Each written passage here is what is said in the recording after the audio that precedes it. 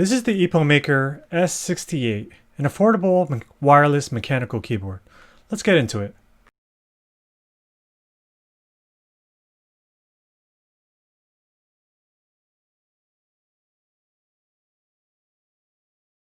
Hi, I'm Patrick, and this is Everyday Tech. Everyday Tech for everyday people. I'm here with another mechanical keyboard. The first video I did on this channel was on the Ajaz K620T keyboard. There were things I liked about that keyboard, especially with the build quality, but there were things that I didn't. First of all, I got the keyboard from a Kickstarter campaign, and they sent me the wrong color and the wrong switches. So Epomaker, the distributor of that keyboard, offered either a partial refund or a credit to their store. They weren't going to replace all the incorrect orders because that would have cost them too much. I opted for the store credit and sold that keyboard. With the money I got from the sale of that keyboard and the store credit, I got this keyboard. This is the Epomaker S68. This is the cheapest wireless keyboard in their store. The number 68 refers to the number of keys on it. It doesn't have the extra row of function keys on the top. Those keys are combined with the top row here. More on that in a moment. Along with this particular model, the main thing I really wanted to try out was some tactile switches. So I'm not so much into mechanical keyboards, and I don't pretend to be an expert, but here's what I can tell you. There are a variety of different switches, mainly in two categories, linear and tactile. Linear switches tend to be quieter, free from interference from tactility. This is coveted by many gamers for that precise response and feel while they're playing games. Tactile switches have a little bit of more resistance with that clickety feel. This tends to be popular with those who type a lot and want to get that physical feedback when typing. My Keychron here has red switches, which are linear. Really, the only reason I got the red switches was because it was the only one available at the time. Blue switches have a more substantial audible tactile feel. Feedback, so when I went with something in the middle. I got brown switches, which are not as loud, but they give you some tactile feedback. In this review, I'm going to go over some of the features of this keyboard and go through quickly the build quality. I'll let you know if I would recommend this particular keyboard, but I'm also going to give you my thoughts on using brown switches as well. Mechanical keyboards and keyboards in general are a very subjective thing as it relates to preference. So you really need to find a keyboard that suits your preference. I'm going to give you my conclusions based on my preference. So this keyboard does have RGB backlit, and you can cycle through the different RGB lighting patterns like this. Some of it is solid, some of it is glowing, some of it is just kind of going through the different patterns there. And then also you can cycle through the different colors using this button over here. You can also change the brightness of the RGB backlit to nothing, to brightness. And then if you do have a pattern, you can adjust the speed of the pattern as well using these buttons here. This particular keyboard can either be wired with USB-C or you can connect up to 5 devices via Bluetooth. You switch between the devices by holding down the function key and then one of these 5 keys right here. Speaking of the function key, this is how you access the different features of this keyboard. If you look at the layout of the keyboard, you'll see that the function keys, the media keys, and the numeric keys are all combined together. This is one of the things that can get very confusing. This keyboard does come with a manual, but you'll have to play around with it yourself to fully understand everything that the manual is saying.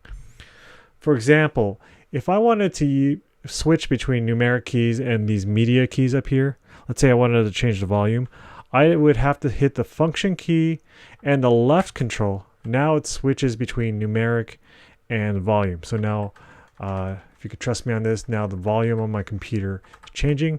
And then if I want to go back to numeric, hit function control again. And now we're back to the numeric. Now if I wanted to do the function keys, I have to hold down the function key.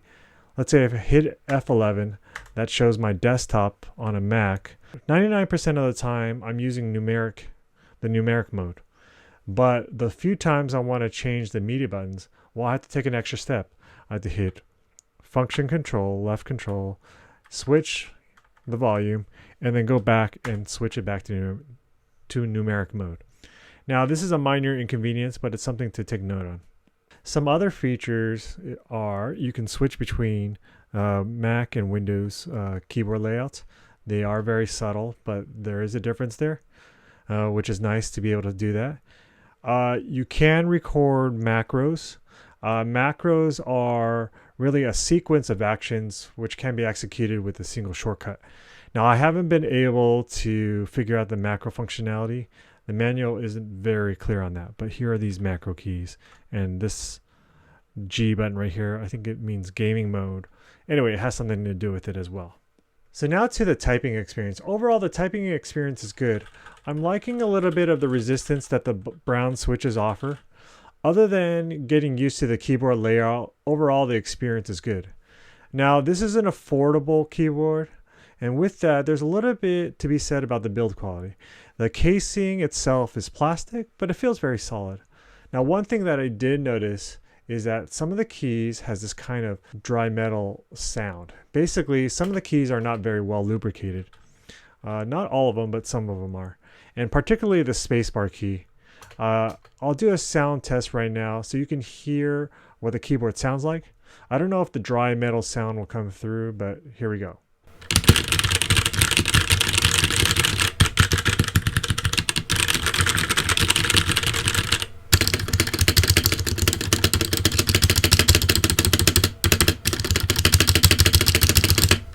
Let me do a comparison between the Keychron K2.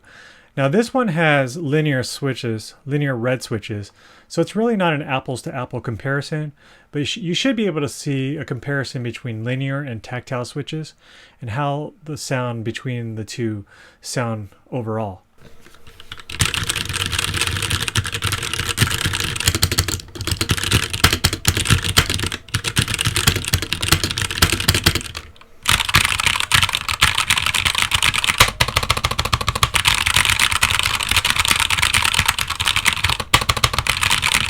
Well, would I recommend this keyboard? Remember, this is a matter of personal preference, but for me, I would say no. Now, if you're on a budget, and tight budget, and really want a wireless mechanical keyboard, sure. If you can live with a wired keyboard, there are other alternatives out there. But compared to my go-to keyboard, the Keychron K2, I would spend the extra $20, $30 on it. Overall, the keyboard layout, especially for Mac users, is better. Now the Keychron is an 84 key layout, but I think it's more well thought out as it relates to the overall productivity and layout of this. I'm now thinking my keyboard of choice is the Keychron K2 Keyboard with brown switches, which they do offer, but this keyboard is certainly not holding me back at all. So I have no desire to spend more money to switch it up. Anyway, I hope you enjoyed this quick review. If you like what you see, check out my other videos and consider subscribing. Until the next time, see ya.